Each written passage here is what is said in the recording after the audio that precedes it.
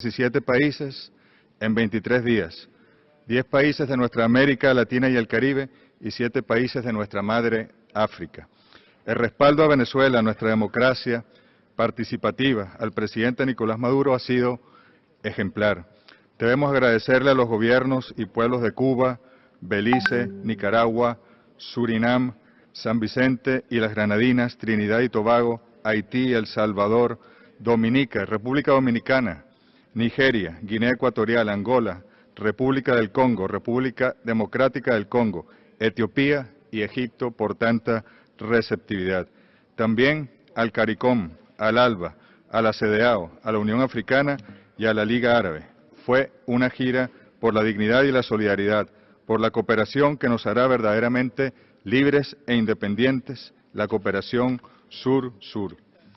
Señora Vicepresidenta, ustedes conocen que nuestro país es acosado desde hace casi 2 décadas por poderes foráneos intervencionistas ansiosos de retomar el control sobre nuestras riquezas petroleras, gasíferas, de oro, diamante, coltán, agua, tierras fértiles, entre otras. Para ello les es indispensable derrocar al gobierno popular y soberano de la Revolución Bolivariana.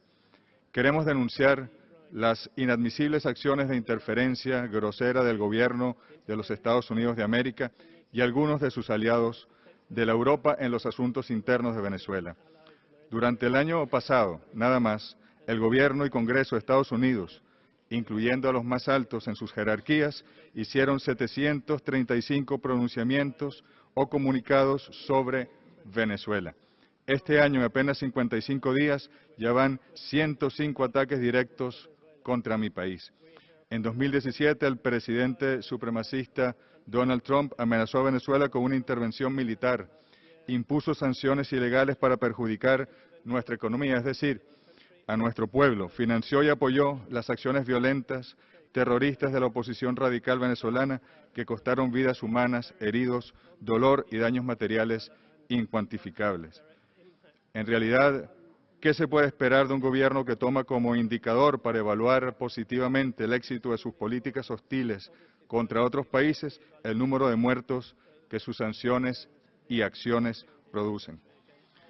Señora Vicepresidenta, el secretario de Estado Rex Tillerson llamó públicamente a los militares venezolanos a derrocar el gobierno democrático del presidente Nicolás Maduro.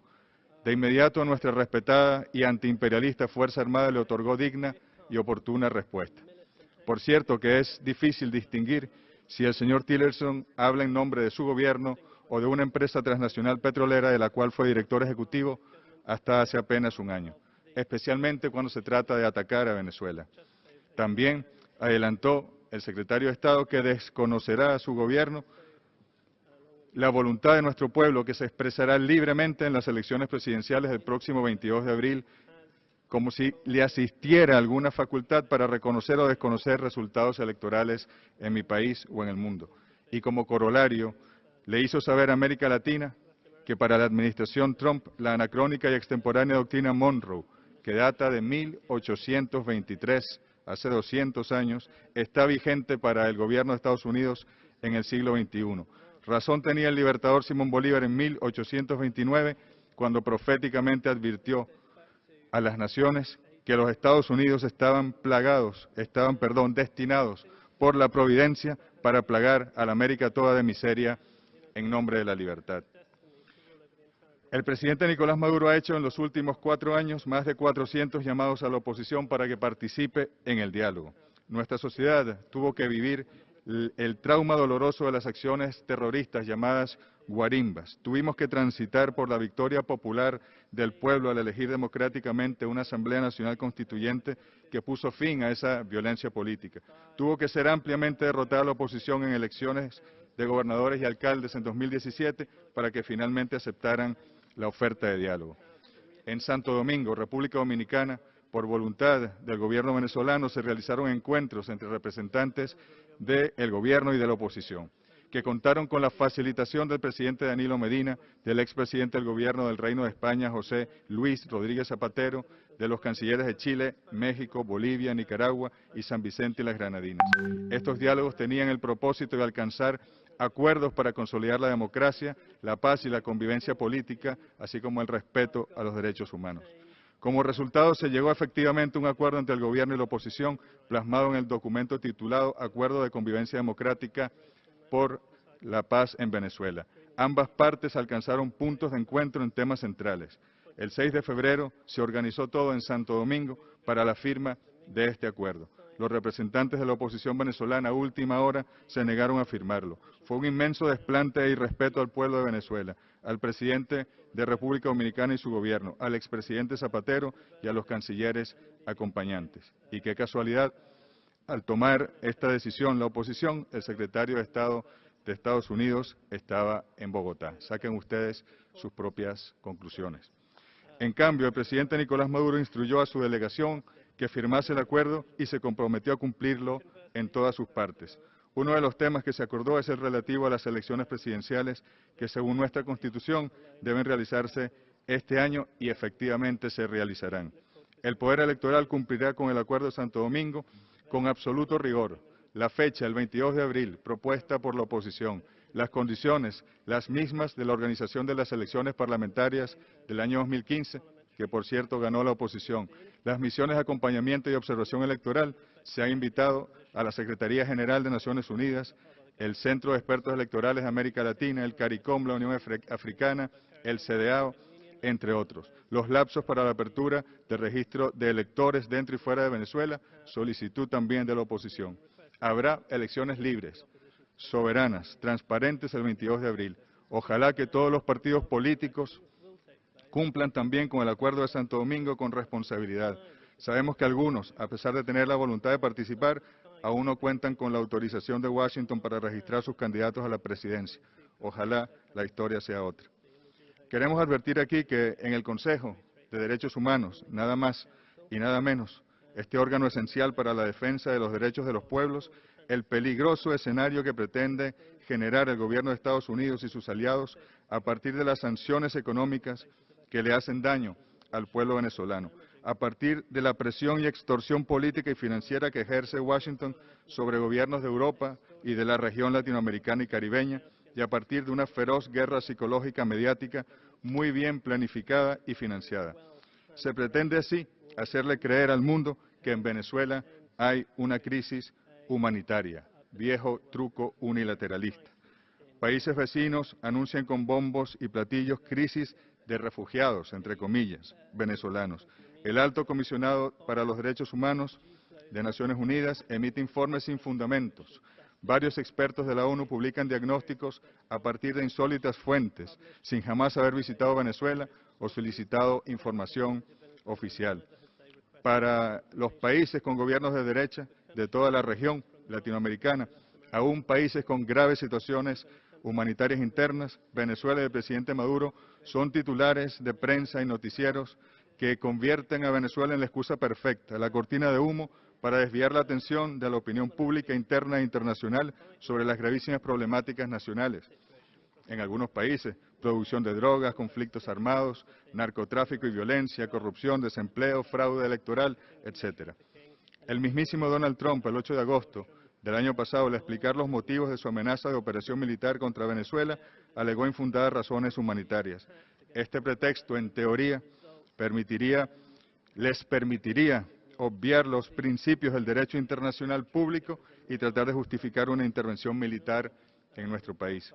Hacemos la advertencia para que conozcan ustedes los detalles del plan imperialista, que volverá a fracasar, porque nuestras instituciones y nuestro pueblo, con su conciencia ejemplarizante, sabrán mantener la paz y defender nuestra soberanía a través de la democracia, como ocurrió en el año 2017. Señora Vicepresidenta, invitado por nuestro gobierno, el experto independiente de este Consejo de las Naciones Unidas sobre la promoción de un orden internacional democrático y equitativo, el doctor Alfred de Zayas, visitó nuestra patria y sostuvo reuniones con absoluta libertad con diferentes sectores de la sociedad. El experto de Zayas ha dicho, y cito, He comparado las estadísticas de Venezuela con las de otros países y no hay crisis humanitaria. Desde luego hay escasez o zozobra y desabastecimiento, pero quien haya trabajado por décadas para Naciones Unidas y conoce la situación de países de Asia, de África y algunos de América, sabe que la situación de Venezuela no es una crisis humanitaria. De Zayas añadió que aunque muchos piensan que el país está al borde del desastre, como lo hacen ver los medios de comunicación en el exterior, cito, Venezuela sufre una guerra económica y un bloqueo financiero. Además, consideró que la comunidad internacional debe trabajar en solidaridad con Venezuela para levantar las sanciones, cito de nuevo, porque estas son las que empeoran el desabastecimiento de alimentos y medicinas. Siguiendo las disposiciones de nuestro Plan Nacional de Derechos Humanos, la Asamblea Nacional Constituyente creó la Comisión para la Verdad, la Justicia, la Paz y la Tranquilidad Pública, inspirada en la experiencia de la Comisión para la Verdad y Reconciliación de Sudáfrica. La Comisión busca promover el acceso a la justicia y la atención integral para reparar el dolor causado a las víctimas y sus familiares. La Comisión de la Verdad ha venido investigando todos los hechos de violencia a partir del año 1999. En el mes de diciembre, y estoy seguro que esto no lo vieron en los medios de comunicación, la Comisión, en ejercicio de sus competencias, recomendó al sistema de justicia estudiar la aplicación de medidas distintas a la privación de libertad para 80 personas, que para la fecha se encontraban privadas de libertad por decisión judicial. El sistema de administración de justicia, luego de revisar cada uno de los casos, otorgó la libertad con medidas cautelares a 69 personas señaladas como presuntos responsables de los hechos de violencia política en 2017. La Comisión continúa analizando otros casos de personas privadas de libertad y continuará haciendo su trabajo. Ha hecho contactos con jóvenes que fueron detenidos y ha comprobado que fueron conectados a través de amigos y familiares que a su vez cumplían instrucciones de actores de la oposición. También que han recibido pagos para ejercer violencia política y recibido apoyo logístico para las acciones con armas no convencionales, bebidas alcohólicas, drogas. Asimismo, señora Vicepresidenta, la Asamblea Nacional Constituyente aprobó en noviembre de 2017 la Ley Constitucional contra el Odio por la Convivencia Pacífica y la Tolerancia, la cual responde a la necesidad de dar respuesta a las terribles prácticas de discriminación e intolerancia sufridas en Venezuela. Cabe recordar que grupos opositores atacaron violentamente e incluso quemaron vivas a personas en Venezuela por el color de su piel o por su pertenencia real o aparente a grupos políticos afectos al gobierno nacional. El Plan Nacional de Derechos Humanos 2016-2019, aprobado hace 2 años por el presidente Nicolás Maduro, continúa siendo implementado por las instituciones venezolanas con la participación activa de los movimientos y organizaciones sociales y el acompañamiento técnico permanente del sistema de Naciones Unidas.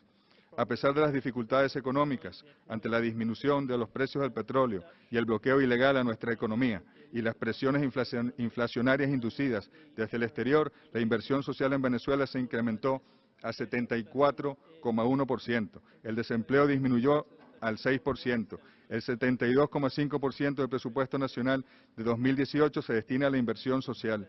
6 millones de familias se benefician con la distribución de alimentos de primera necesidad a través de los comités locales de abastecimiento y producción. En los próximos días, el presidente Nicolás Maduro entregará a la vivienda 2 millones de la Gran Misión Vivienda Venezuela, una política de construcción de viviendas de la revolución. Para luchar contra la inflación, el Gobierno Nacional aumenta varias veces al año el salario mínimo y las pensiones de nuestros adultos mayores. A partir de la tecnificación del registro de necesidades y políticas sociales, hemos logrado hacer transparente y eficiente el sistema de otorgamiento de subsidios directos, distribución de medicinas, asignación de viviendas, becas, ayudas a personas con discapacidad, ubicación de empleos productivos e incorporación del pueblo al sistema de misiones y grandes misiones, que son los programas sociales en Venezuela. En este año, el 70 aniversario de la Declaración Universal de los Derechos del Hombre, de los Derechos Humanos, Venezuela ratifica su compromiso con la garantía y defensa de los derechos humanos en este Consejo. Esperamos seguir trabajando en el fortalecimiento de su institucionalidad, también del mecanismo de exámenes periódicos universales. Debemos blindar este Consejo tan relevante ante las presiones e intervenciones de los países poderosos para influir en sus opiniones, informes y posiciones. Recordemos que el tema de los derechos humanos ha sido usado recurrentemente por países belicistas para justificar guerras e intervenciones y, a su vez, generar las condiciones para las peores violaciones de los derechos humanos. No podemos permitir que este Consejo ni ningún órgano de Naciones Unidas se convierta en una oficina de soporte y aval de intenciones guerreristas y expansionistas. Los derechos humanos, su promoción, protección y garantía deben ser elementos sagrados para las Naciones Unidas. No podemos permitir que sean pretexto y excusa para más violencia y más violaciones, a su vez, de los propios derechos humanos. Sería un sacrilegio inaceptable para los pueblos y para la paz. Señora Vicepresidenta, desde la tierra de Simón Bolívar y Hugo Chávez, les agradecemos la atención. Cuenten ustedes con el presidente Nicolás Maduro y con el pueblo de Venezuela para que este Consejo se fortalezca y se consolide en defensa de la humanidad.